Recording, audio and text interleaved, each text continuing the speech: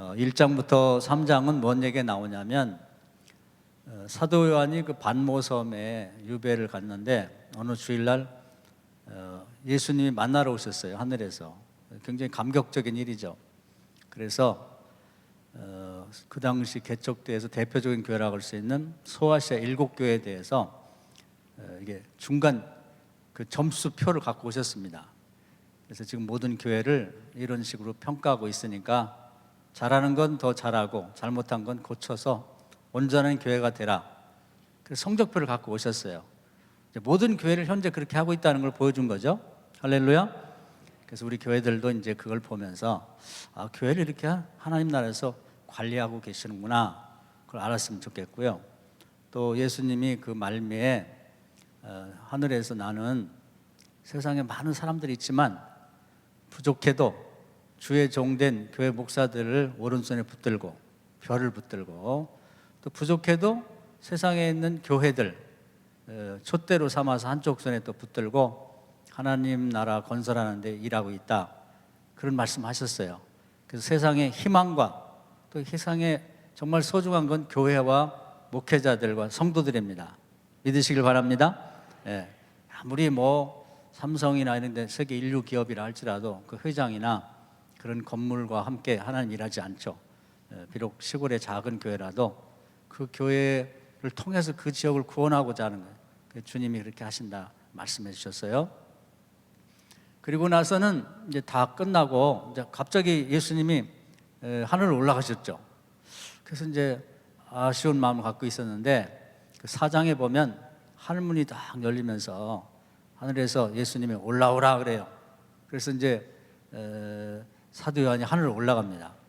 그래서 땅은 전도서에 보면 짐승의 영은 땅으로 내려가고 그 다음에 사람의 구원받은 영혼은 하늘로 올라가는 거로 그렇게 되어 있습니다.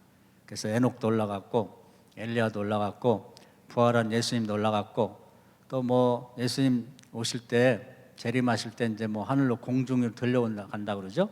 그래서 우리도 아마 예수 잘 믿고 세상 뜰 때가 되면 하늘문이 열리면서 여러분을 올라오라 그러면서 아마 천사들이 여러분 데려올 거예요. 할렐루야. 지금 예수 믿는 거 안 믿는 거 별 차이가 없지만 그때 되면 이제 큰 보람을 느끼게 될 겁니다. 그래서 우리의 인생은 여기서 끝이 아니고 되게 성경에 보면 5 과정으로 되어 있다고 그랬죠. 엄마 뱃속에서 10달 다 그렇게 나왔죠. 그 다음에 지상에서 창세기 6장에 보면 많이 살면 120년, 대개는 그것까지 못 살지만은 그렇게 정해져 있습니다.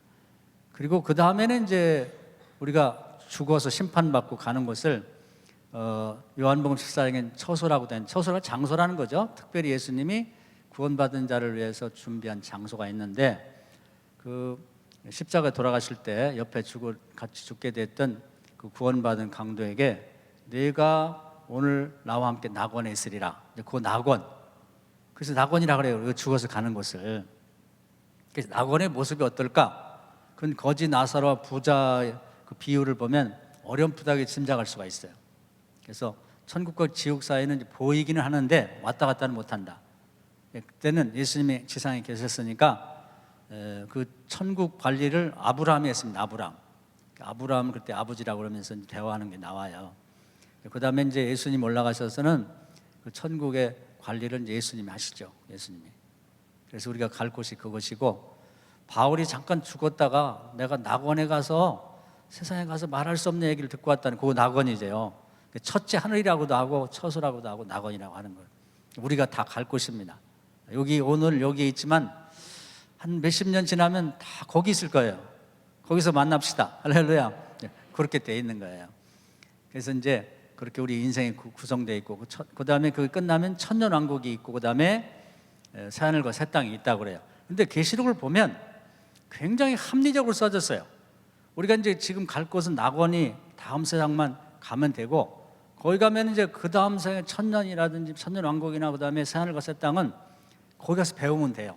그러니까 여기서는 주로 낙원을 어떻게 가면 갈 수 있나 하는 내용만 많이 나와요. 그 다음 세상은 아주 이렇게 간단하게 몇 줄만 나와 있어요. 그렇게 된다는 거 알면 되니까 지금부터 아직 멀었는데 그걸 많이 배울 필요 없잖아요. 세상에도 초등학생은 중학교 가는 것만 배우면 되고, 초등학생부터 막 대학교까지 걱정할 필요는 없잖아요. 그렇게 기록이 되어 있습니다. 그래서 이제 우리 인생이 이렇게 되어 있는데 그 사도 요한을 보고 이제 올라오라 그래가지고 이제 하늘로 싹 올라갔는데 이제 사도 요한이 제일 보고 싶었던 게 뭐냐면은 그 하나님이 계신 곳, 그러니까 우리 말하면 청와대, 미국으로 가면 이제 백악관 같은 데를 보고 싶었어요. 그래서 이제 그 하늘 올라갔더니 하늘에서 이 가이드 안내하는 천사 하나를 딱 붙여가지고 그 천사가 데리고 다니면서 구경을 시켜주는데 처음에는 하나님 계신 곳 보고 싶었는데 거기 데려갔어요. 여러분도 보고 싶으시죠? 예, 저도 그래요. 하나님을 제일 보고 싶어요. 하나님이 어떻게 생기셨을까? 하나님 형상으로 우리를 만들었다니까 짐작하기는 괴물처럼 생기진 않았을 것 같아. 사람하고 똑같은 자였던 봤을 때 인자하시고 정말 이렇게 뵙기만 해도 막 은혜가 되는 그런 모습일 것 같아요. 할렐루야.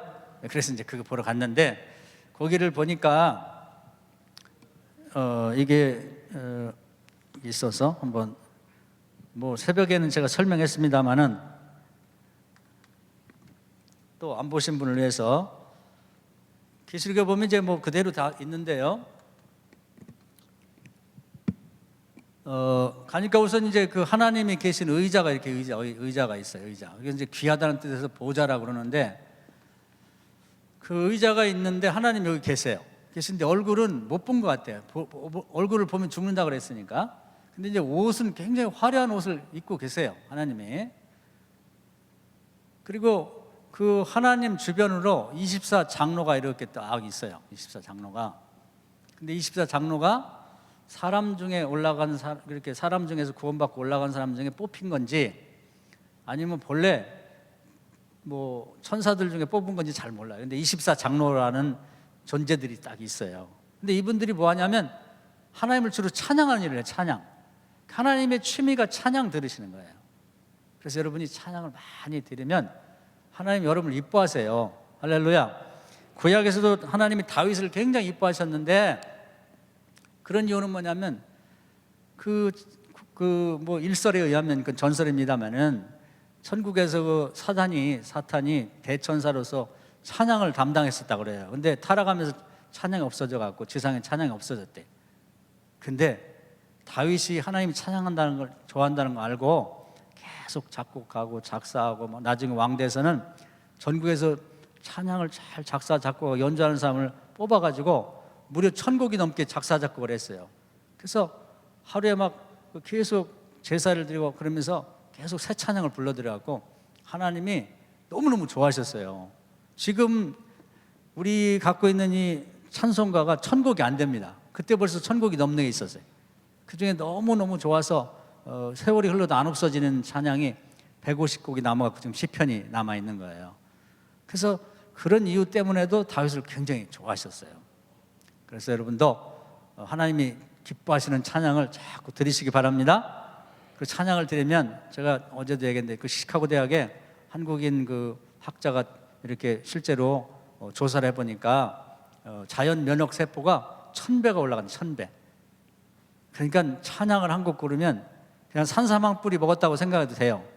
그보다 더한 면역이 되는 거지. 그래서 성가대를 평생 한 사람은요 보통 사람보다 되게 통계를 보면 7년을 더 산다고. 7년. 여러분 성가대 하고 싶죠? 네, 성가대 어제 여기 잘하시던데 성가대를 많이 자원하세요. 내년에 저도 성가대 하면 안 되겠냐. 그리고 성가대 자리가 없으면 찬양단, 중창단이나 만들어가지고 찬양을 하세요. 할렐루야. 예, 제가 어제도 얘기했는데 제가 다니는 이제 허리 아파 다니는 이제 병원에 그 정형외과 의사는 자기는 다른 사람 허리 아픈 걸 고쳐주고 자기가 정작 아프면 항상 일을 해야 되니까 어디 가서 치료를 못 받는데요. 그래서 자기가 방법이 뭐냐면 찬양을 좋아하니까 계속 찬양을 부르면 자기 허리는 찬양하는 동안에 고쳐진대. 할렐루야. 시골에서 이제 뭐 농사 짓고 하다 보면 여기 허리 아프고 무릎 아프고 그런 분들 많을 텐데 뭐 병원 가야 잘 못 낫고요. 병원도 필요하면 가지만 그냥 아픈 데 붙들고 계속 찬양을 하시면은 자고리하면 깨끗해질 거야. 그렇게 하시기를 바랍니다. 그게 방법이지. 하나님은 방법을 다 만들어놨어. 몰라서 그렇지. 그래가지고 이 24 장로들이 찬양을 쭉 하는데요. 오늘 읽어봤죠. 가사도 거기다 적어놨어. 가사도 짧게.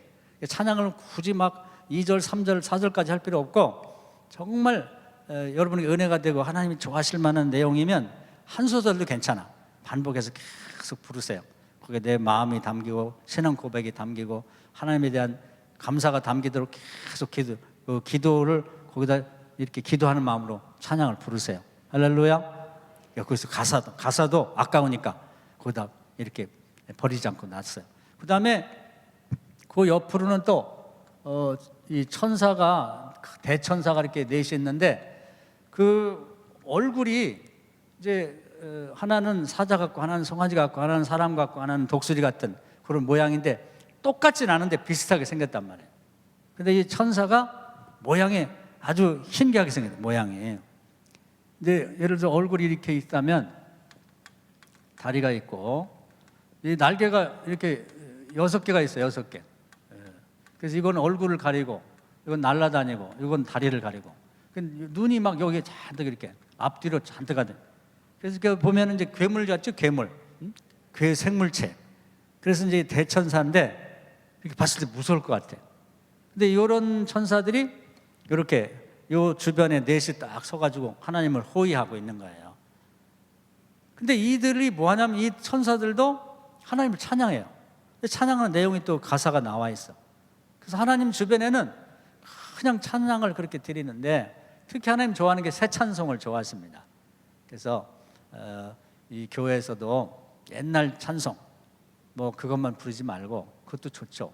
또 새로운 찬양이 작사 작곡이 되면 우리 젊은이들이 그걸 배우다가 계속 이 교회들마다 부르세요. 그럼 하나님 너무너무 좋아하셔. 할렐루야. 그러니까 찬양이 부흥이 돼야 그 사람의 심령이 이제 바뀌어지고 또 교회도 부흥되는 거예요. 여러분 찬양이 하기 싫어지면 내 신앙이 떨어졌고 이렇게 생각하면 돼요. 찬양을 하면 막 가슴이 정말 뭉클해지고 그냥 찬양 속에 내가 깊이 빠져들고 찬양과 함께 하나님께 막 내 영혼이 올라가는 것이 느껴지면 여러분이 심령이 건강한 거예요. 할렐루야. 우리가 이 세상에도 기분이 좋아야 노래가 나오잖아요. 세상 노래도 찬양을 자꾸 부르시면 하나님 좋아하시고 여러분도 좋아진다고. 오늘부터 부르세요. 시간을 정해서 부르시고 이게 어디 다닐 때도 그냥 다니지 말고 남들이 볼 때 뭐 이상하게 생각할 수도 있으면 이 콧노래 있잖아요. 콧노래 허밍이라고 하는데 이 세상에 가장 아름다운 음악이 허밍이라고 그래요. 그래서 세상에서 가장 노래 잘하는 그 가수들하고 보통 사람하고 허밍할 때는 수준이 똑같대요. 그러니까 허밍으로 이렇게 하면서 부르시면 좋아요. 제가 아는 어떤 그 음악 교수님이 최근에 저 이렇게 성악을 좀 배웠는데 뭐라고 하냐면 자기는 늘 다닐 때 그냥 안 다니고 그렇게 하고 다니니까 자기가 거의 60이 다 됐는데 이 이비인후과 가서 이렇게 조사를 해보니까요 자기 코하고 그 다음에 이 후두하고 귀하고 이런 데가 보니까 20대래 20대 젊어져 갖고 여기가 건강하면 다 건강한 거예요. 할렐루야. 감기 잘 걸리고 이런 사람도 허밍을 자꾸 하시면요 여기가 건강해집니다. 건강해져. 이렇게 좋으니까 따로 하려면 힘드니까 뭐 밭에 가실 때 뭐 어디 고기 잡을 때니 뭐 이렇게 다 계속해서 찬양을 부르는 거지. 오늘부터 하세요. 저도 항상 그렇게 하고 다녀요. 항상. 너무 좋아. 그래갖고 이제 이 천사들이 부르는 찬양의 내용도 가사가 나와 있어요. 여기. 하나님 그러니까 그 가사를 좋아하시는 거예요. 가사. 그래서 찬양의 시, 우리 김학현 목사님이 시인이신데 이제 찬양의 시를 많이 쓰시면 좋겠어. 그래가지고 이제 또 제주가 있는 사람이 거기다 곡을 붙이면 우리 목사님이 세상 뜨고 난 다음에도 막 앞으로 100년, 200년 한 곡이 남아있으면 좋잖아요. 다윗은 150곡이나 남아있는데. 그래서 너무 좋은 거예요. 그래서 이제 이렇게 찬양을 하고 있는데 이제 어떤 일이 발생했냐면은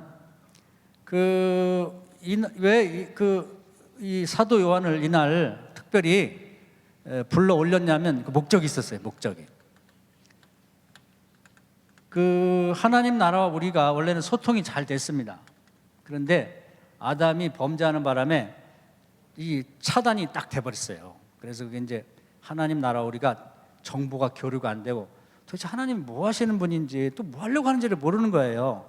이제 그런 상징적인 표시가 뭐냐면 그 성막에 또는 뭐 이 성전에 지성소와 성소, 그 지성소라는 게 이렇게 생겼습니다. 지금 여기는 이제 이렇게 돼 있지만 옛날에 그 커튼이 쳐져 있는데 그 뒤가 지성소, 하나님이 계신 거, 땅에 와서 계시는 상주하는 곳이고, 이 앞에는 이렇게 우리들이 모여서 있는 곳이고, 그렇게 차단이 되는데 그 중간에 휘장이 쳐있어요. 휘장.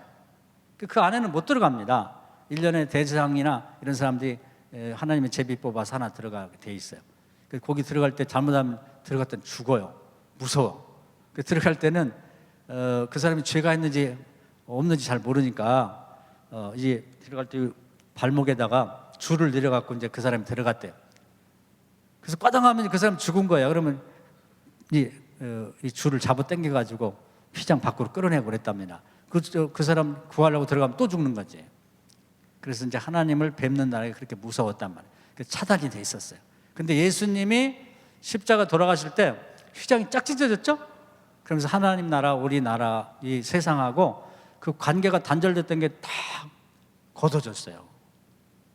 그래서 하나님 나라에서 이제는 더 이상 원죄가, 죄가 없는데 하나님 나라를 뭐 이렇게 차단시켜 놓고 정보를 막을 필요가 없다.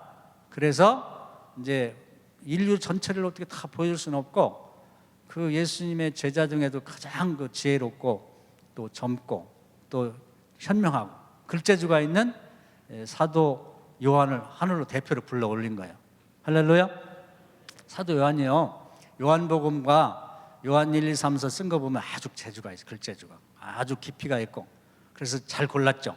그래서 이제 요한을 데려 올라간 거지. 그래서 보여주고 잘 기록해 갖고 세상 사람들에게 그 사람이 직접 온 것처럼 그렇게 실감나게 잘 좀 묘사해서 보여다오.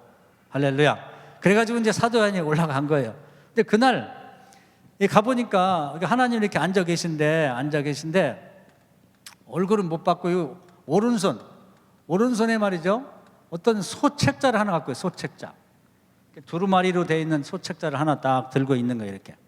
물어보니까 그 책이 뭐냐면 하나님께서 이 세상을 창조하시고 운행하시는 미래화된 계획을 쫙 이렇게 기록해 놓은 거예요. 근데 그게 21쪽으로 되어 있어요. 21쪽. 근데 그게 딱 이게 하나님께서 처음에 이걸 계획한 다음에 이렇게 딱 그 봉인을 했어요. 봉인. 그 봉인이 뭐냐면은 제가 말씀드렸죠. 우리가 뭐 전자제품 같은 걸 샀을 때 그거 따지 못하게, 열지 못하게 딱 붙여놨어요. 이걸 따면은 교환 안 됩니다. 마음을 먹은 정말 교환 안 하고 쓰려면 그걸 열으세요. 그런 식으로 이제 붙여놓은 거지. 그래서 하나하나를 한쪽 이렇게 21쪽으로 돼 있으면 여기다 이제 못 열게 이렇게 도장을 찍어갖고 인봉이라고 도장 찍어서 열지 못하게 해놓은 것이 21쪽을 이렇게 만들어 놓은 거예요. 그러니 곧착 갖고 있는 거예요. 근데 이 사도 요한이 올라왔을 때 이제 그걸 봤어요. 그래서 물어보니까 그런 책이래. 그래서 저걸 좀 열어봤으면 좋겠는 거예요. 왜냐하면 자기도 궁금하고 또 자기가 이제 인류를 대표해서 올라왔으니까 저걸 보고 가서 좀 얘기를 해줘야 할 거 아니에요. 그래서 저걸 누가 열 수 없냐니까 아무도 열 수 없대. 그래서 여기 보면 대성통곡하고 막 울었어요. 운다는 얘기가 나오죠? 그랬더니 장로 중에 한 분, 24장로 중에 한 분이 와가지고 울지 말라고. 저 책을 이렇게 펼칠 만한 자격 있는 분이 계시다고. 그걸 누구냐면 예수님이 자격이 있다는 거예요. 왜냐하면 인류의 죄를 용서하시고 하늘과 땅 사이 그 휘장을 찢으신 분이니까 주님이 공개할 수 있다. 그래가지고 기다리고 있는데 주님이 싹 오셨어요. 주님이. 그래서 요 하나님의 보좌와 24장로와 4명의 그 천사들이 있는 곳에 중간에 딱 서신 거예요. 깜짝 놀랐죠. 딱 보니까 예수님이 금방 알아보겠어요. 젊을 때 돌아가신 것 같고 33세니까. 그래서 그 예수님이 딱 오셨는데 7영을 그 보디가드처럼 딱 대동하고 와서 딱 서 계신 거예요. 그러더니 아니나 다를까 예수님이 아버지 하나님한테 그 책을 좀 주십시오. 그러니까 탁 줬어요. 그러니까 이제 그 봉인하기 전에, 열기 전에 이제 뭐 이게 우리는 잘 모르고 지냈지만 하늘에서는 엄청난 사건입니다. 그래서 땅에서는 대표로 사도 요한 하나가 왔는데 하늘에서는 천군 천사가 막 쫙 모여서 이 하나님의 계획서를 펼치는 걸 기대하고 바라보는 거예요. 할렐루야. 그래가지고 이 예수님 받았을 때, 야, 드디어 저것이 펼쳐지는 거 하면서 그냥 우선 이 대천사들도 찬송하고 장로들도 찬송하고 그리고 하늘에서 온 그 천천만만의 그런 이제 그 구경꾼들이 와서 다 찬양을 해요. 장엄하죠, 장엄. 어마어마한. 그리고 땅과 하늘에 있는 모든 피조물들도 우리가 몰라서 그렇지 다 찬양을 하는 그런 찬양의 내용이 나와요. 가사가 한번 볼까요? 뭐 오늘 새벽에 보신 분들은 있지만은 그 가사까지 나와서 그만큼 중요하게 생각했다는 거. 자, 요한계시록 한번 5장 한번 보겠습니다.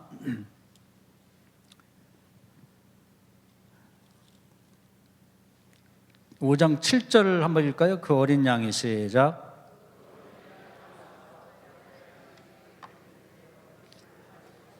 네, 그 두루마리가 뭐냐면 이제 21조로 된 책을 받으신 거예요. 이건 뭐 아무도 받을 수 없는데 하나님이 작정하시고 이제 오늘 이걸 한번 펼쳐 보이려고 예수님이 딱 달라고 하니까 줬다. 아무도 받을 수가 없어요. 자격이 없는 거예요.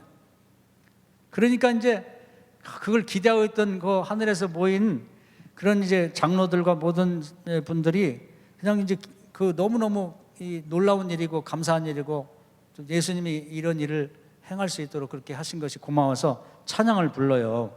자, 8절 한번 읽어볼까요? 그 두루마리 시작.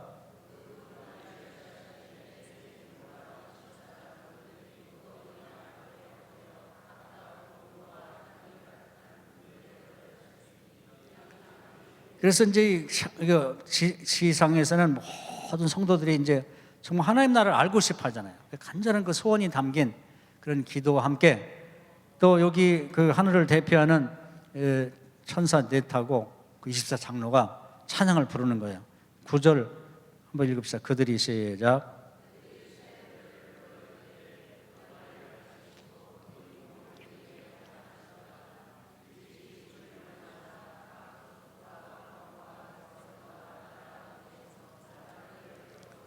10절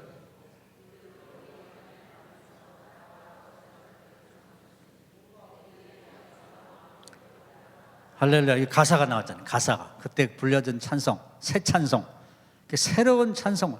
하나님 새 찬송을 좋아하세요. 그러니까 새 찬송을 여러분들 많이 배워서 부르시고 이날 불려진 찬송의 가사가 너무 좋아가지고 버리질 않고 이렇게 기록에 남긴 거예요. 그래서 이분들이 찬양을 하고 그 다음에 보니까 또 11절 또 부를까요? 저 읽을까요? 내가 시작.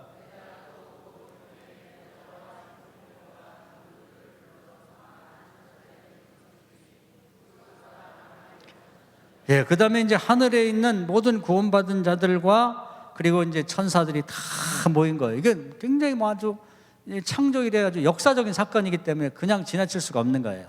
그래서 우리가 중대한 발표가 있을 때 전 국민이 다 그냥 이 TV 앞에 이렇게 얼굴을 이렇게 하고 들여다보고 있는 것처럼 그냥 모든 하늘에 있는 존재들이 다 주목하고 바라보는 거예요. 그럴 때 이제 여기 보니까 그걸 어떻게 숫자를 설명할 수가 없어서 그 수가 만만이요 천천이라고 해요. 만만천 다 모였다 이 말이에요. 다 모여 어마어마하게. 그런 다음에 그 모든 사람이 동일한 목소리로 찬양을 부르는 거예요. 12절 시작.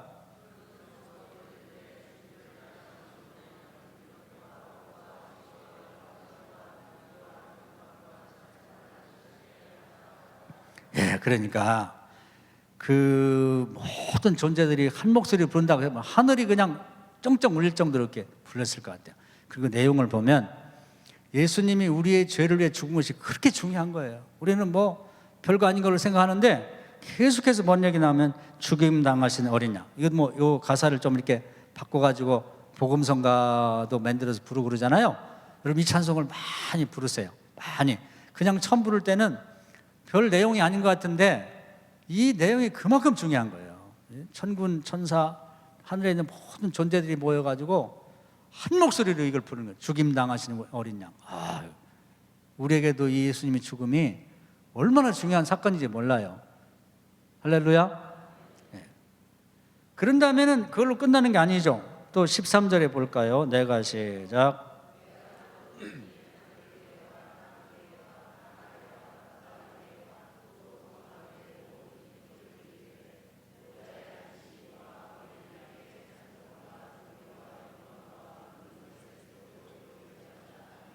예, 그러니까 이번에는 또 하늘과 땅과 땅 밑에 뭐 바다에 있는 모든 생물들이 말이죠, 이 행사를 너무너무 감격스러워하면서, 왜냐하면 이 세상에 인간도 그 아담의 원죄 때문에 저주받았지만은 이 자기 의지와 관계없이 아담의 저주받은 아담을 괴롭게 하려고 그 주변에 둘러싸고 있는 모든 생물들과 땅을 하나님이 저주를 하셨습니다. 그래가지고 이 자연도 저주를 받은 거예요. 근데 예수님이 인류의 죄를 대속하는 바람에 인간뿐 아니라 모든 피조물이 다 저주가 풀렸어요. 할렐루야. 로마서에 보면은 그런 얘기예요. 피조물들이 우리 예수님이 말이에요, 하나님 아들로서 우리 저주를 풀어줬으니까 그들은 자유의지가 없어서 그 저주가 풀렸어도 벗어나지를 못해요. 우리가 기도해주고 축복해줘야 벗어나거든요. 할렐루야. 도미니카에 어떤 선교사가 한 얘기를 제가 들었어요. 뭐냐면 땅이 너무 이렇게 산성화되어 갖고 이 양파를 심으면 골무만 돼요. 골무만하게밖에 안 들고, 그리고 무를 심으면 손가락만하게 박혔대요. 근데 어떤 믿음 좋은 선교사님이 와갖고 우리가 이 저주를 풀자, 그래가지고 그 땅을 놓고 계속 기도했답니다. 그랬더니 그 땅이 변해가지고요, 태초에 처음 창조했던 땅처럼 바뀌었다는 거야. 그래가지고 다음에 심었는데 정말 거짓말 안 하고 무가 이렇게 손가락만 하던 게 사람 발, 이 허벅지부터 이 발목까지 그렇게 큰 게 들었대요. 그리고 양파가 사람 머리통만하게 들었답니다. 할렐루야. 그리고요, 제가 요 태안 앞바다에 와서 굉장히 좋은 얘기 들었어요. 우리 그 우창식 목사님한테 제가 들었는데, 그때 그 기름 유출할 때 그때 제가 감리사했습니다. 그래서 우리 지방에 그 교인들을, 우리 지방의 회원들을 설득해가지고 그 버스 타고 와서 거기 닦았어요. 저도 이거 수건으로. 그때 이제 그 교인들도 되게 교인들이 많이 왔어요. 교인들이 뭐 다른 일반 우리 백성들도 왔지만 그때 기도 엄청나게 했어요. 무슨 방송에 보면은 100년이라도 이건 회복이 안 된대. 뭐 환경 평가하는 사람들이, 전 세계 유명한 사람들이 보니까 100년이라도 이건 회복이 안 되고 이건 끝났다는 거예요. 근데 우리가 와서 계속 기도하면서 어민들을 생각하고, 또 아름다운 우리 땅이 이렇게 완전히 오염되면 안 되잖아요. 저도 기도 많이 했어요. 올 때도 기도하고 갈 때도 기도하고 계속 닦으면서도. 근데요, 그 다음에 그것이 싹 없어지고 다시 이 해안선이 살아나가지고 해수욕장을 개장했다요. 할렐루야. 그래서 놀라운 게, 제가 하고 싶은 그 얘기예요. 그 다음에 오염돼서 고기가 안 올 줄 알았는데 역대 최고 많이 고기가 왔다는 거야. 할렐루야. 저주가 풀린 거죠, 저주가. 그렇기 때문에 우리가 이제 이 피조물들도 말이에요. 그래서 하늘과 땅과 바다에 있는 모든 피조물들도 예수님이 이 저주를 풀은, 그래서 이 아담의 원죄를 대속한 것에 대해서 모두가 고맙게 생각하는 거예요. 그래가지고 여기도 보면 나와요. 바다도 박수를 친다는 겁니다. 우리만 찬양하는 게 아니에요. 동식물도 다 하나님을 찬양하고 있습니다. 우리 이 찬양에 동참합시다. 할렐루야. 그래서 그 얘기예요. 그래서 여기 보면은 천사들과 그리고 천천만만의 모든 하늘에 구원받은 사람들, 또 그 모든 거기에 있는 존재들과 그리고 사람들과 또 피조물 전체가 예수님께서 이 하나님의 오른손에 있던 요 소책자를 펼치는 행사에 대해서 다 놀랍게 생각하고 찬양을 드렸다, 그 말입니다. 아주 장엄하게 느껴지죠? 이런 행사를 하는 거예요. 그래서 드디어 이제 오늘 우리 사회보는 목사님이 읽어주신 이제 6장을 보려고 합니다. 6장에. 그 6장이 이걸 뭐 해석한 사람이 굉장히 다양해요. 그러니까 제가 뭐 보는 것만이 옳다고 볼 수는 없지만 제가 기도하면서 하나님이 보여주신 거니까 제 얘기를 한번 들어보시고, 또 다른 분이 해석하는 게 있으면 그냥 참고로 보시면 됩니다. 이것 갖고 뭐 누가 옳으냐 그러냐 따질 거 없고. 그래서 이제 그 첫 번째 이 책에 봉인등을 딱 떼니까 말이에요. 첫 번째 도장으로 딱 봉인 등을 떼니까 뭐가 나오냐면 이제 거기서부터 그 2절 한번 읽어볼까? 2절 한번 읽어봅시다. 6장 2절 시작.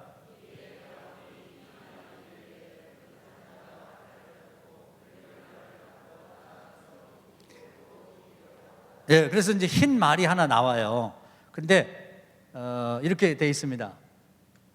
우리가 그 거제도 같은 데 가면 아니면 박물관 같은 데 가면 파노라마는 게 파노라마. 그래서 쫙 펼쳐져서 이렇게 보이게 되는 그런 형식으로 되어 있습니다. 그래서 지난 일 중에 아주 중요한 것을 하나님께서 이렇게 보여주는데 여기서 이제 첫째 인이 있고 여기 둘째 인이 있고 이런 식으로 파노라마로 되어 있는데 첫 번째 이 봉인등을 딱 떼니까 흰 말이 나와요. 그 흰 말이 뭐냐? 뭐 이것에 대해서 여러 가지 그 해석이 있지만 저는 이게 이제 예수님께서 말이 흰 말을 타고 지상에 와서 복음을 전하는 거예요. 화살을 쏘면서 사람의 양심을 찌르고 회개하고 하나님 믿으라 그렇게 한 거라는 거예요. 할렐루야. 그 괜히 그렇게 하는 이야기가 아니라 이제 계시록 19장에 이제 가보면요, 거기 예수님이 어린 양 혼인 잔치를 할 때 흰 말을 타고 오세요. 한번 찾아봅시다. 계시록 19장 11절입니다. 쭉 넘기셔서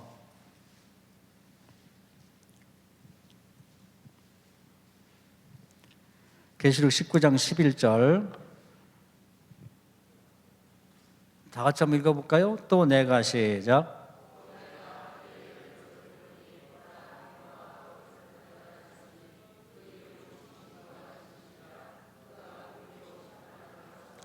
할렐루야. 그래서 이제 예수님이 이제 어린 양 혼인 잔치를 할 때 백마를 타고 흰마를 타고 딱 들어오실 때 그 뒤에 또 백마를 탄 많은 그 이제 군대들이 호위하면서 쫙 오거든요. 그래서 흰말은 성경에 보면 예수님이 타시는데 그 예수님께서 복음을 들고 지상에 흰말을 타고 오셔가지고 그냥 화살을 쏘면서 말씀의 화살을 통해서 사람들을 회개하라고 하시는 이제 그런 장면이 나옵니다. 이제 그렇게 하셨다는 거예요. 이제 그래서 사도 요한이 갔을 시점으로 보면은 좀 지난 얘기죠. 처음에 예수님이 오셨던 얘기를 하고 있고, 그 다음에 3절을 한번 볼까요? 둘째인 시작. 6장 3절 시작.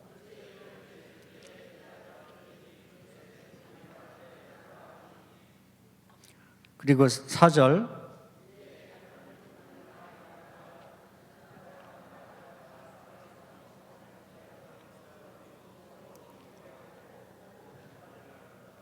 그 다음에 이제 예수님이 오시고 난 바로 직후에 뭐가 있었냐면 굉장히 그 핍박의 시대가 있었습니다. 핍박의 시대. 그래가지고는 많은 그 사람들이 희생의 피를 흘렸죠. 그래서 여기 보면은 화평을 제하여버리고 서로 죽이게 하였더라. 큰 칼이 있었더라. 마태복음 10장 34절에 보면은 칼을 주러 왔다고 그랬어요, 예수님이. 그래서 예수님이 그 이제 회개하고 하나님 믿으라고 하니까 사단의 세력들이 막 나서가지고 굉장히 핍박을 해서 예수를 못 믿게 만들었거든요. 자, 마태복음 10장 34절 한번 펴봅시다. 마태복음 10장 34절.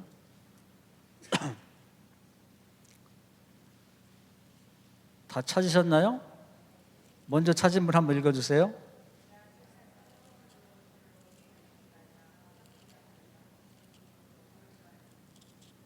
네, 그렇게 돼 있죠?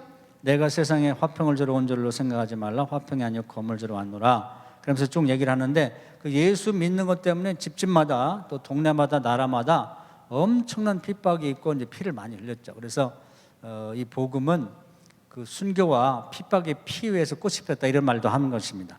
그래서 두 번째 시기는 예수님이 흰말을 타고 온 이후에 붉은 말이 나타나서 그런 핍박의 시대가 있었다 하는 것을 이제 지나간 과거를 이렇게 보여주고 있는 것이죠. 그 다음에 세 번째에 이제 인을 떼요. 근데 이건 지나간 일이니까 자세하게 설명을 안 하고 있었던 일이라는 걸 이렇게 잠깐 보여주고 넘어가는 것입니다. 자, 다시 6장으로 와서요. 세 번째 인 5절하고 6절을 한번 읽겠습니다. 시작.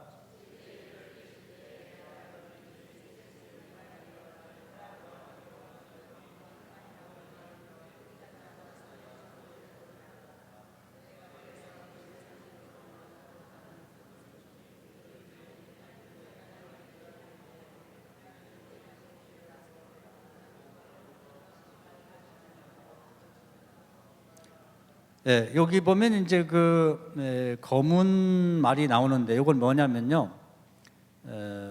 우리가 이상하게도 이렇게 축복받고 예수 믿고 축복받으면 타락합니다. 검은 시대가 와요.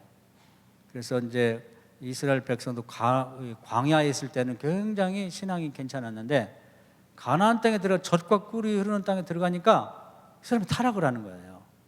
그래서 나중에는 이제 거기서 퇴출당하죠. 그래서 북쪽 아수리아에게 망하고 남쪽은 저 바벨론의 포로가 되는데, 근데 에덴의 역설이라 이렇게도 말합니다.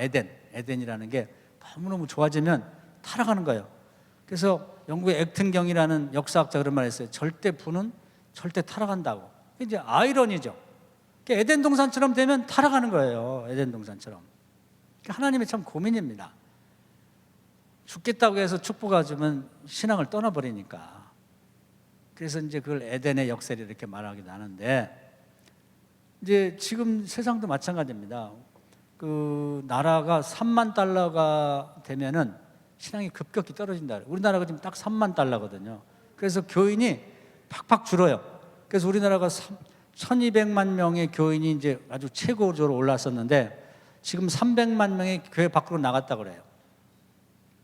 제가 지난해에 그 독일하고 뭐 영국, 이제 독일하고 프랑스 이런 데 갔다 왔어요.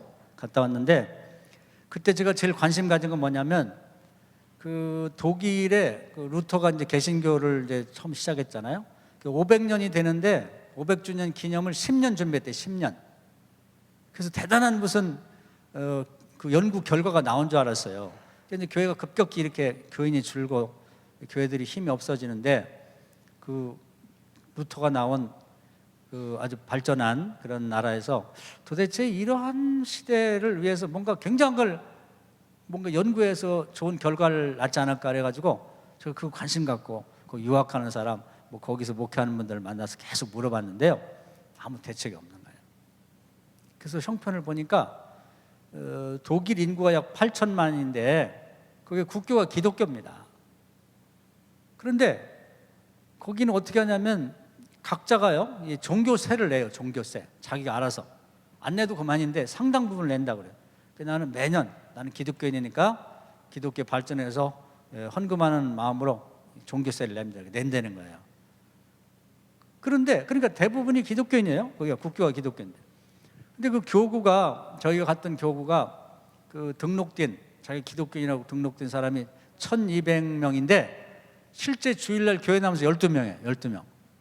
99%가 교회 밖에 있는 거예요. 그 교회 안으로 들어오질 않아요. 그 대책이 있냐는 게 없다는 거예요.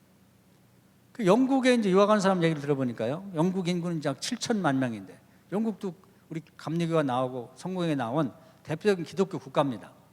근데 주일날 천주교 뭐 성공회 뭐 감리교 장로교를 다 통틀어 가지고 그 7천만 명 중에 주일날 전국에서 예배드리러 교회 나온 사람 70만 명, 70만 명. 그 끔찍스럽죠, 끔찍스러워. 근데 그런 나라들이 선진국이고 굉장히 다 부자입니다. 부자가 되거나 신앙이 뚝 떨어져 버린 거예요. 암흑의 시대에 오히려 암흑의 시대. 그래서 뭐 어려운 나라들이 막 부흥이 됩니다. 막 부흥이 되는 거예요. 그래서 이것이 이제 우리는 이 검은 말의 시대가 모든 나라들이 겪게 되는데 우리 한국도 이제 그런 때가 왔어요. 그래서 그전에는 막 시골이고 어디고 정말 이렇게 십자가만 꽂으면 다 교회가 됐고 또 부흥회를 하면은 정말 그 교회가 미어 터질 정도로 막 사람들이 오고 저도 어릴 때 그랬습니다만 산상 집회 가면은 그냥 거기 가서 잘 데가 없으니까 천막 쳐놓고 자고 밥해 먹고 거기다 솥 걸어놓고 그러면서 은혜 받고 북치고 그런 때가 있었거든요. 그리고 전국에 하여튼 뭐 물 좋고 산 좋고 경치도 되는 기도원이 다 있었어요. 금식 기도하고 철야 기도하고 뭐 그랬는데 기도원이 싹 없어졌잖아요. 싹 없어졌어요. 기도원이. 그래서 이게 나라가 부유해지고 교회가 부유해진다는 게 꼭 좋은 건 아닙니다. 그래서 잠언에 보면 아굴이라는 사람이 기도를 했어요. 하나님 저 너무 부자 되게 하지 마세요. 하나님이 없다 할까 두렵습니다. 너무 가난하지 말게 해주세요. 가난하면 도적질 할까 두렵습니다. 그래서 이제 암흑의 시대가 다 겪게 되죠. 검은 말의 시대.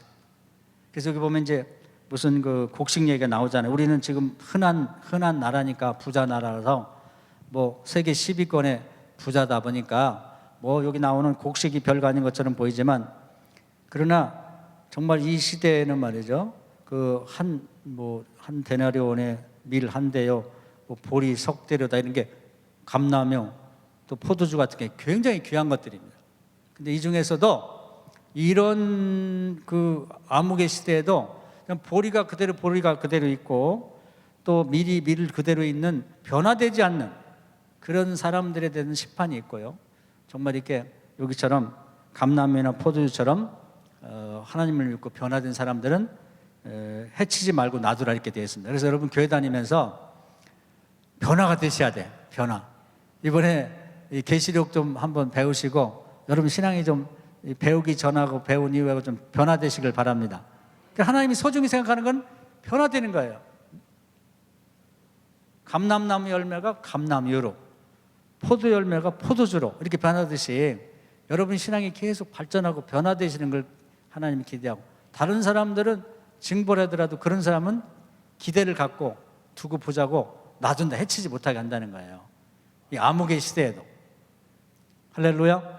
그래서 이렇게 정말 나라가 부유해지고 부자되고 이럴 때에 자기 신앙을 잘 지켜야 됩니다. 자기 신앙을 잘. 그러니까 날마다 성장하고 변화되는 모습을 보여주면 그 집안이나 그 교회나 그 사람은 절대로 해치지 못하도록, 여기 보면 나왔잖아요. 해치지 말라. 보호해 준다는 얘기지. 그것이 가장 현명한 신앙생활이에요. 자, 그 다음에 7절에 보면 이제 네 번째 인을 떼게 됩니다. 7절 한번 읽을까요? 시작.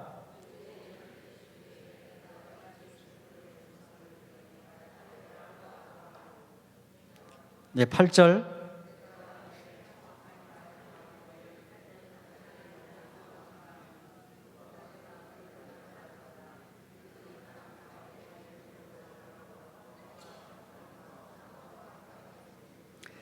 예, 그래서 이제 세상은 이제 두 종류로 나뉘어져요. 이제 그래서 이 청색과 황색으로 나눠지는데, 신앙이 온전한 사람, 신앙이 온전치 못한 사람, 뭐 세상에서는 뭐 다양한 방법으로 나눕니다만은 하나님 나라에서는 딱 이렇게 하면 나눕니다. 그래가지고 이 변화되지 못한 사람에 대해서는 약 4분의 1 정도를 죽여서 없애라고 그래요.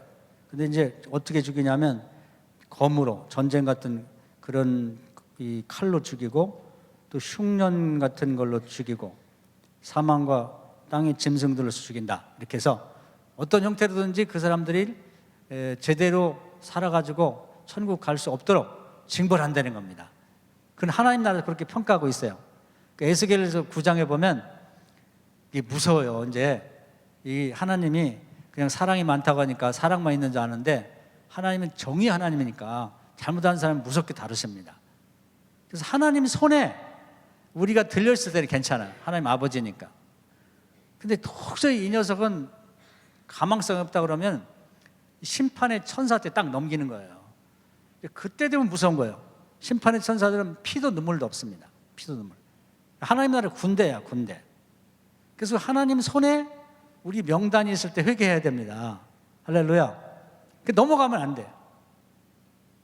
딱 넘어가게 되면은 거기서 뭐라고 하냐면, 그 에스겔 9장을 보면 지난번 성경에는 그 심판의 천사들이 사륙의 기계를 갖고, 사람을 죽여 없애는 기계를 갖고 내려와가지고 어디서부터 심판하냐면요, 교회 앞자리부터 합니다. 앞자리. 그러니까 교회로 말하면 앞자리 주로 장로님들이 앉으시잖아요. 그래서 교회 오래 다니고 그리고 직분이 높은 사람부터 심판하는, 거기서부터 쭉 해 나가요. 그러면서 이제 세상까지 나가는데, 한 천사가 이렇게 이 시멘트 통 같은 걸 갖고 와요, 부다고. 그래서 이제 사람을 이게 이마에다 표시를 쭉 하고 갑니다. 저는 그 어떤 생각이 드냐면, 이런 데 보면 이제 벌목하는 데, 벌목할 때 한 사람이 하얀 페인트를 갖고 다니면서 그냥 남겨두고 뭐 이렇게 표시를 쭉 하고 가요. 그럼 뒤에 가는 사람은 전기톱으로 그냥 싹 쓸어 없애는 거예요. 그 사람이 살려둘 사람은 표시를 하고 갑니다. 계시록 보니까 이마에 도장이 찍혔다, 도장이. 우리가 겉보기에는 안 보이지만 영적으로 보면 여기 계신 분들은 세례받았기 때문에 다 이마에 도장이 찍혀 있어요. 할렐루야. 그래서 그 도장이 없는 사람, 표시가 안 된 사람은 그 사륙의 기계, 사람 죽이는 기계로 싹 죽이는 거예요. 근데 그때 뭐라고 하냐면 아껴보지 마라. 늙은이라고 아껴보지 말고 또 애기 뵌 여자라고 그 봐주지 말고 그냥 완전히 죽여 없애라는 거예요. 그래서 이 심판의 천사들은 자기가 자의에 의해서 이건 살려줘야겠다, 이걸 죽여야겠다 이렇게 판단할 수가 없어요. 그냥 표시가 있으면 살려주는 거고 표시 없으면 죽이는 거예요. 우리가 그 출애굽할 때도 보면 그 마지막 날에요, 이 어린 양의 그 피를 말이죠, 문설주에 인방에다가 인방하고 문설주에 발라 있으면 죽음의 천사가 그냥 지나가는 거고, 없으면 그 집에 들어가서 짐승의 첫 새끼나 장자를 싹 죽이는 거죠. 그래서 하나님이 손댈 때는 엄청 무서운 거예요. 그래서 보면은 이제 세상에 두 종류의 사람이 있는데, 하나는 구원받을 그런 자격을 갖춘 사람이 있고 그렇지 못한 사람이 있는데, 지금 하나님 손에 우리 명단이 있을 때는 봐주세요. 하나님 아버지고 자비하시기 때문에. 그러나 그 명단이 하나님 손에서 심판의 천사로 넘어가면 사그리 죽여버립니다. 방법은 다양해요. 죽이는 방법은. 그렇게 하겠다는 거예요.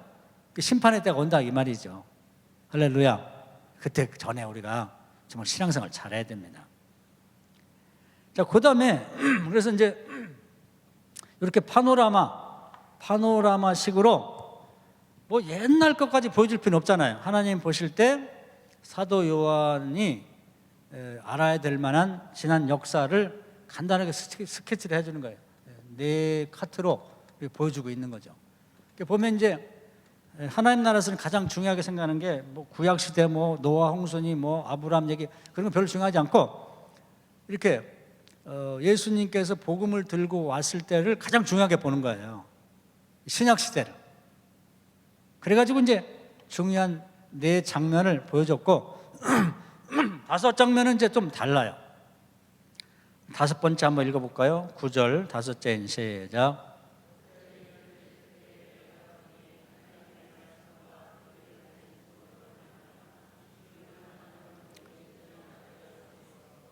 네, 이번에는 뭐냐면은 사도 요한이 올라갔을 때요, 이건 이제 지나간 역사고, 이제 우리가 궁금한 게 있잖아요. 낙원, 우리보다 먼저 천국에 간 처소라고도 하고, 처소가 장소란 뜻이죠. 첫째 하늘이라고 돼요. 첫째 하늘. 여하튼 지금 예수 믿고 구원받은 사람들이 모여 있는 곳을 이제 보고 싶은 거야. 근데 딱 보니까 그 먼저 구원받은 사람들이 있는 낙원이 보이는 거예요. 다섯째 인을 딱 꼈을 때. 우리도 보고 싶죠? 아마 이제 여러분 교회에서 먼저 돌아가신 뭐 그 장로님이니 무슨 권사님이니 또 집안에서 예수 믿고 하는 분들이 다 거기 계실 거예요. 그래서 사도 요한이 올라갔을 때 거지 나사로가 있던 그 장소를 보고 싶어 갖고 딱 거기 보여주는 거예요. 딱 인을 떼니까. 그 거기서 뭐 하냐면은 그렇게 돼 있죠. 다섯째 인을 뗄 때에 내가 보니 하나님의 말씀과 그들이 가진 증거로 말미암아 죽임당한 영혼들이 제단 안에 있었더라. 주로 이제 순교한 사람들이 있는 그런 이제 장소를, 가장 우수한 성적으로 천국 들어간 사람들이죠. 그 사람들이 있는 장소를 보여줬어요. 10절 읽을까요? 큰 소리로 시작.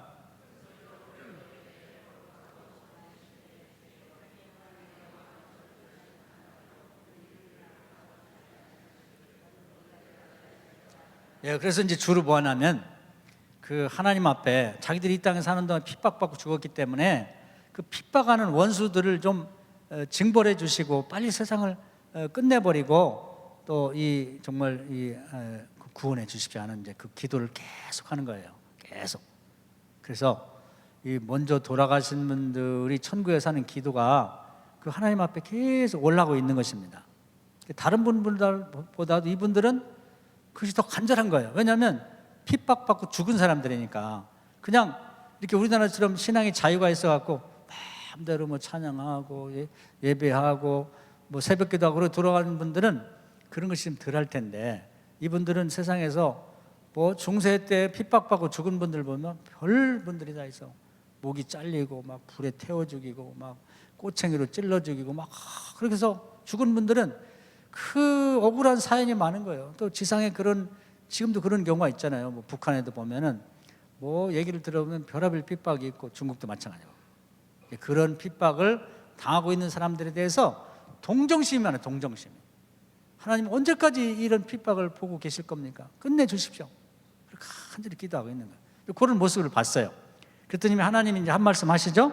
뭐라고 하냐면 11절 읽어봅시다. 각각 시작.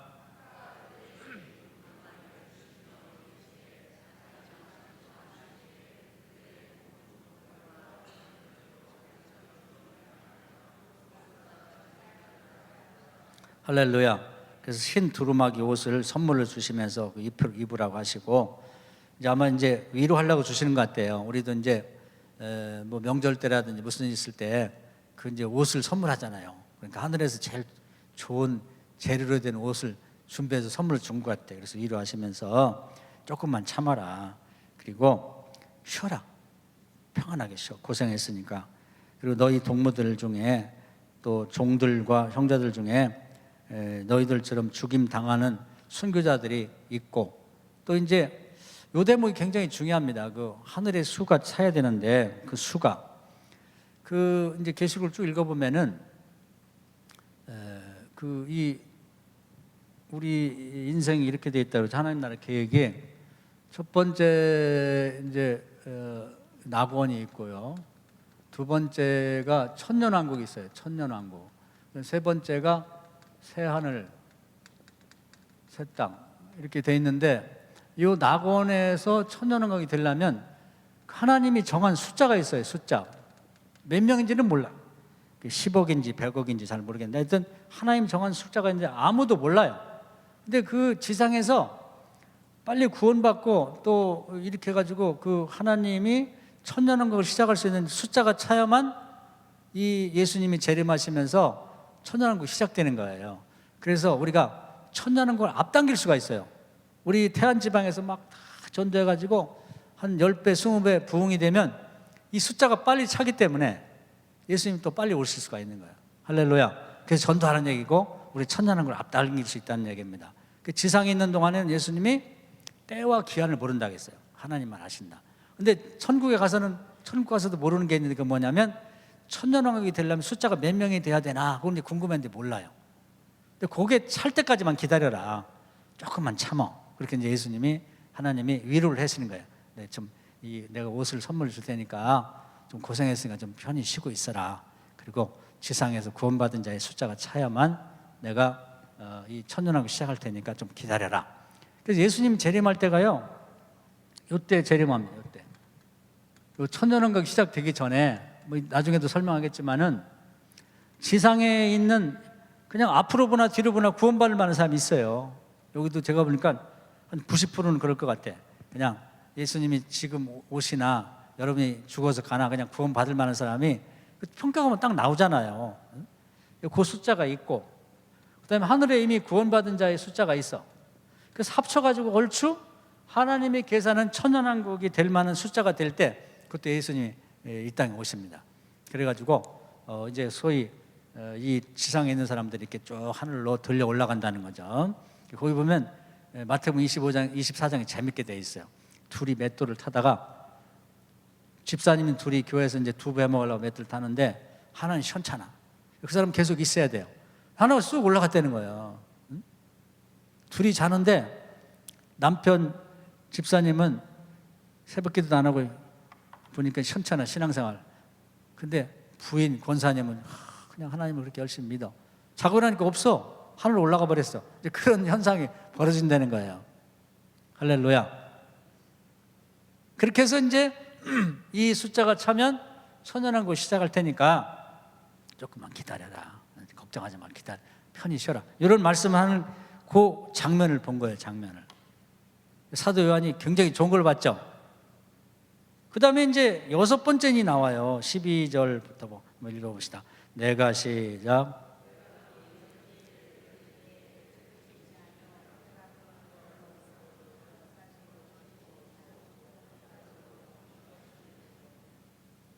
계속 읽으세요. 13절부터 시작.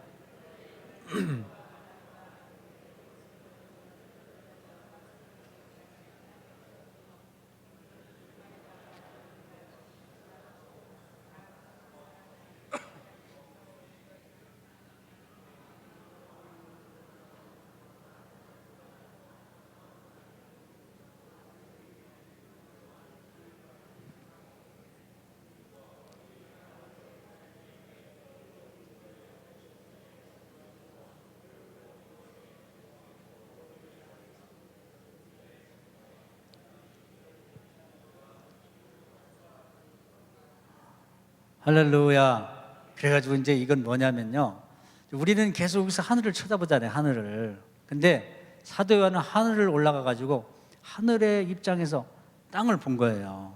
할렐루야. 우리 여기서 건물을 바라보는 거하고 건물 옥상에 올라가서 밑에 바라보는 건 다르잖아요. 그래서 사도 요한이 땅을 보니까요, 그 땅이 지금 현재 어느 위치에 있냐면은, 그냥 요즘에 보면 재앙이 많잖아요. 그래서 특히 저는 재밌게 본 것이 뭐냐면은, 그 14절에 보면은 하늘은 두루마리 말리는 것 같이 떠나가고 각 산과 섬이 제자리에서 옮겨졌다.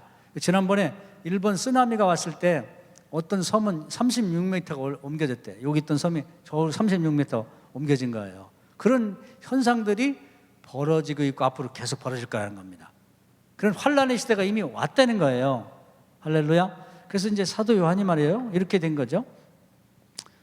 이 첫 번째 이 도장 찍혀 있는 그 하나씩 그 책 갈피를 열 때마다 앞에 부분 여기는 뭘 봤냐면은, 지나간 과거 역사 중에서 가장 중요하게 여기는 예수님이 지상에 와서부터 있었던 일들을 파노라마식으로 한 4카트를 보여줬단 말이에요. 그러니까 확 들어오잖아요. 아, 이런 일이 있었구나. 그 다음에는 뭐냐면 이제 하늘의 낙원을 바라본 거예요. 5번째 인은 낙원. 먼저 죽은 분들이 구원받아서 어떻게 지내나 하는 걸 봤단 말이에요. 그 다음에 6번째는 뭐냐면 하늘에서 땅을 내려다본 거예요. 큰일 났죠. 막 여러 가지 이제 환란이 벌써 시작돼가지고 각종 환란이 일어난 걸 그동안 밑에서 하늘을 봤는데 위에서 딱 내려다본 거죠. 전혀 다른 입장에서 보게 된 거예요. 할렐루야. 그래가지고 이제 6째 인까지를 이제 이렇게 쭉 봤습니다. 그리고 시간 됐나요, 목사님? 시간 지났나요? 반까지 해요? 반까지죠? 네, 그러니까 그러면 이제 여기만 얘기하고 끝나겠습니다. 그래서 이제 그 다음에 7째 인이 있단 말이에요. 7째 인, 7째 이렇게 봉인된 그 페이지를 딱 열으니까 그 7째 페이지 속에는 7쪽째는 이제 이렇게 보니까 여기에 이게 7으로 이게 7째 인, 이 인봉된 걸 뜯으니 이렇게 딱 떼니까 그런데 7이 또 나와요. 7이 나오는데 요거 하나를 열 때마다 나팔 소리가 나팔 소리. 요즘에요, 이게 처음엔 이해가 안 가는데 요즘 아이들 교재가 굉장히 많이 발전이 돼 있어요. 그리고 카드 같은 것도 그렇고. 그래서 요즘에 그 비싼 크리스마스 철이 왔는데 카드를 보면 이렇게 접었을 때는 평평한데 딱 열리면 교회가 나오고 거기서 막 또 노래까지 나와. 노래까지. 그런 거 보셨죠? 그런 게 있어요. 그리고 요즘에 어린아이 교재도 보면 펼치면 거기서 막 노래도 나오고 막 별게 나와. 입체적으로 막 그림도 나오고 집도 나오고 막 또 무슨 뭐가 튀어나오고 막 그러거든요. 이제 그런 식으로 되니까 하나님 나라도 우리가 하나님 나라를 그냥 옛날 그 무슨 뭐 구석기 시대로 생각하는데 그렇지 않아요. 하나님 나라가 굉장히 발전한 거예요. 이 지상보다. 요 한쪽을 열 때마다 나팔 소리가 빠방 하면서 말이죠. 거기서 무슨 일이 터지는 거예요. 이해가 되시죠? 옛날 노인들은 이해를 못할 거예요. 이런 책이 없었으니까. 요즘 사람들은 이제 지상에서는 이런 책을 만들기 시작하는데 하나님 나라는 옛날부터 이런 게 있었어요. 그래서 나팔을 하나 불 때마다 이게 또 이제 거기서 무슨 일이 벌어지는데 오늘 저녁에 이제 그 말씀 드릴게요. 그래서 오늘 저녁에도 오시면 앞에 쓴 일을 조금 아주 더 간단하게 요약을 해드리고, 나팔이 이렇게 한 페이지 열 때마다 한 나팔 때마다 뭔 일이 벌어지는데 이제 앞으로 있을 일을 이제 보여주는 거예요. 그러니까 이걸 잘 듣고 나면 뭐 세상에서 뭐 과학자가 나와서 얘기하는 거 다 들을 필요 없어요. 성경에 다 나와 있는 걸 성경의 관점에서는 다 이해가 돼요. 할렐루야. 그러니까 성경보다 나갈 게 없습니다. 저도요, 오랫동안 이 목사님들하고 뭐 공부도 이렇게 해봤는데, 저는 설교할 때 성경 얘기만 합니다. 왜냐하면 다른 얘기는 얘기할 가치가 없어. 가치가 없는 거예요. 양념으로는 조금씩 필요하지만은 성경이면 충분해요. 그래서 이제 오늘 여러분이 이번 기회에 기왕의 마음을 먹었으니까 이제 미래의 하나님 나라를 어떻게 계획하고 있는지, 정말 이 엄청난 사건, 하늘과 땅에서 아담 이후에 최고의 사건입니다. 이게 하나님이 계획서를 쫙 펼치는 게, 예수님이 자기를 희생해서 이렇게 인류를 위해서 펼쳐주셨고, 사도 요한이 대표로 올라가가지고 다 보고 와가지고 아주 훌륭한 필체로 우리에게 정말 그림을 보듯이 이렇게 딱 보여주는, 이것을 우리가 끝까지 구경해 봅시다. 할렐루야. 그리고 또 제가 누누이 말씀드리지만 이 계시록은 너무 쉽게 되어 있는 거예요. 제가 여태까지 같이 읽었습니다마는 제가 보탠 게 있습니까? 뭐 지나치게 해석해가지고 뭐가 이게 어쩌고 저쩌고 없잖아요. 그냥 그대로 읽으면 되는 거예요. 이걸 이단이 사단이니 무슨 뭐 사이비들이 가져가가지고 말이죠, 이거 어쩌고 저쩌고 해가지고 현혹하는데, 그렇게 하면 안 돼요. 우리가 포기하면 안 됩니다. 이 중요한 계시록을 뺏겨버렸어요, 사단 이단들한테. 되찾아야 돼, 이번 기회에. 그렇게 합시다. 그리고 이제 시골에 특히 연세 많은 노인들이 이제 하나님 나라 가야 되는데, 그분들이 말을 안 해도요, 정말 죽는 게 두려운 거예요. 도대체가 죽은 다음에 어떻게 되는지 두렵습니다. 다음 세상 다른 나라는 그만두고, 제가 처음에 외국 갈 때요, 이스라엘 같은 데 가면은 그 가이드가 겁을 엄청 줘요. 뭐 어디다가 뭐 이렇게 따로 무슨 이 배낭 이런 걸 놓으면은 폭탄이 있다고 그래서 막 경찰이 와서 잡아가니까 꼭 모아놔라, 뭐 물어볼 때 답변 잘해라, 무지무지하게 겁준다고. 그 비행기 타고 이스라엘 가는데도 두려웠단 말이에요. 그 가이드가 미리 와서 막 여러 차례 설명해도 두려운데, 우리가 가면 다시 돌아올 수 없는 다음 세상으로 가는데 모르고 가서야 되겠냔 말이에요. 그래서 이제 1년에 한 번 정도는 교회에서 계속해서 이제 계시록을 가르쳐가지고 세상에 이제 떠날 날이 얼마 안 된 분들은 확신을 갖고 가도록 도와주셔야 돼요. 할렐루야. 그래가지고 이 계시록이 그만큼 중요하다는 생각을 하고, 오늘 저녁에는 그 문제가 되는 14만 4천, 그 얘기 하려고 합니다. 14만 4천이.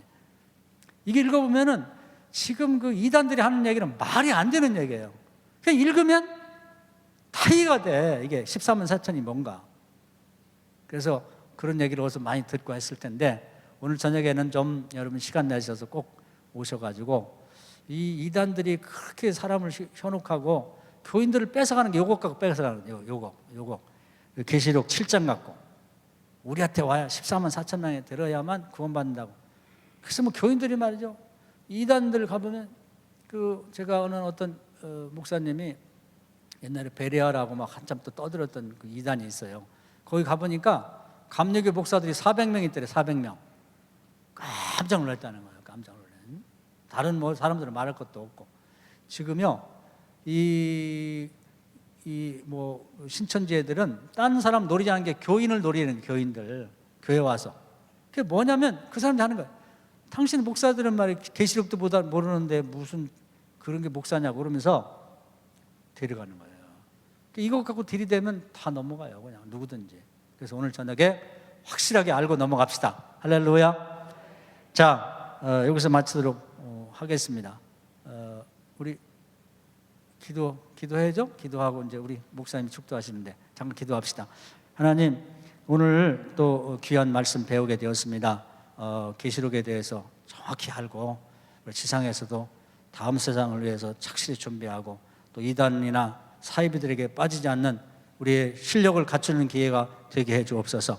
오늘 저녁에도 다 참여해서 이 문제가 되는 14만 4천 명에 대해서 확실히 알고 넘어가는 기회가 되게 해 주옵소서. 예수님 이름으로 기도합나이다. 아멘.